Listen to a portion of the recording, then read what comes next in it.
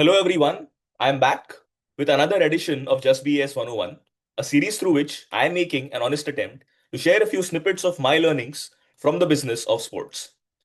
Today, let's talk about video first consumption. With the advent of digital media, there is no question that we've moved towards a video first world. But what does that mean for sports organizations? And what can they do to make the most of this trend in pursuit of better fan engagement and potentially higher monetization potential? But before we get to that, let's start off by looking at three very high level macro trends when it comes to video consumption around the world. The first theme that is emerging is something that I'm sure we've read or heard many times before: fragmenting fan attention. YouTube analytics suggests that the average length of the video, especially for formats like highlights, has reduced by about 24% in the last couple of years as compared to the benchmark from earlier. Additionally, 20% of all the content that is now getting uploaded on YouTube is in the form of shorts and not regular videos. Fragmenting attention is a reality of today, and it applies equally well to sports organizations too. Another interesting theme that is emerging can be understood with the example of Lionel Messi and his famous dancing on the table video that I'm sure many of us would have already seen. This was after Argentina won the World Cup, which in itself was a long awaited moment for football fans across the world. The interesting part is, till date, it remains to be the most liked video on Instagram with over 75 million likes. What that tells us about sports fans is their increasing intent to look beyond just the playground, their rising intrigue for what's happening behind the scenes. And the final theme relates to another pivotal moment in the world of sport, where we saw tennis legend Roger Federer announce his retirement and finally step on the court for the very last time in the Lever Cup in 2022, leaving many of us, like myself, rather teary eyed. The interesting observation in that was the number of video views that the Lever Cup was able to garner on social or owned platforms was over 6 times higher than the average for the past few years. What that means is deep personal connections are now driving a lot more engagement than regular generic highlights or match clips. Now, with these themes in mind, the next logical question is, what is the winning video strategy for sports organizations? The key takeaway, to my mind, based on all of these examples, is while the attention economy is fragmenting, fans still rally around moments with high emotional resonance.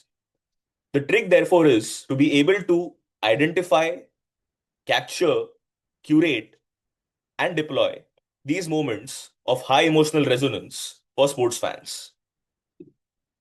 How can organizations go about this? Firstly, AI driven content maximization. How can you convert, say, 8 hours of footage into 50 very interesting clips that happened in the course of that duration? Second, vertical first production. Another trend that we have seen is the movement from horizontal viewing to vertical viewing.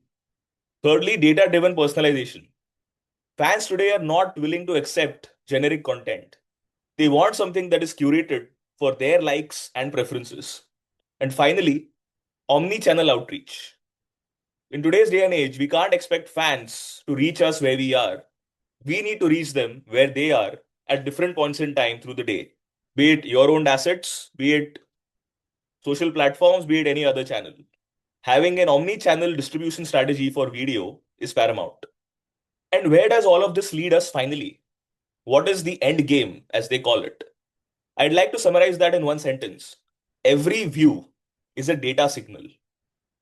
Every single interaction that a fan has with a video interface can tell us a lot about the consumption patterns of that fan. Now, what could these kinds of first party insights be? Starting with basic demographics, if you have, let's say, a platform where fans have to register. Second, consumption frequency. How often does a fan interact with video content? Thirdly, favorite player, favorite team. Even without the fan expressly stating this, just based on consumption patterns and tags being applied to videos, we can figure this out.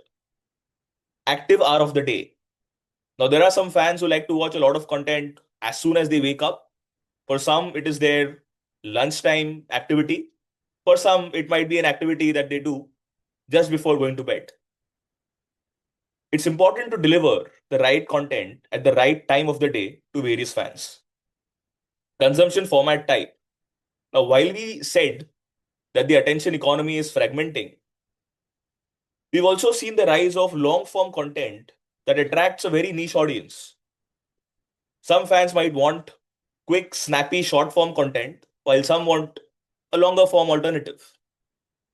Finally, again, going back to if you have an OTT based platform for video consumption, NPS tracking with referral. How likely is a fan to actually recommend your video offering to their friends and acquaintances? Every single video view can actually unlock a combination of these insights for us to deploy and further personalize their experience. All in all, I'll end by saying that in today's age of digital monetization, video content is not just a lever for engagement, it's a very powerful tool for active monetization and digital revenue going ahead. Hope you found that useful. Stay tuned for more.